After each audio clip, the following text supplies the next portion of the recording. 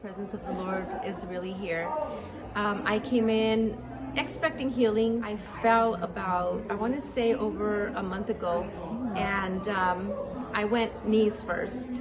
So since then, my right knee has been really hurting, and on the way up here, I was telling my mom, "Oh, my knee is really hurting." And while we were in praise and worship, my knee cracked, and it's, I don't feel any pain on it. Yeah, it's fine. So So you got healed in the glory. yes.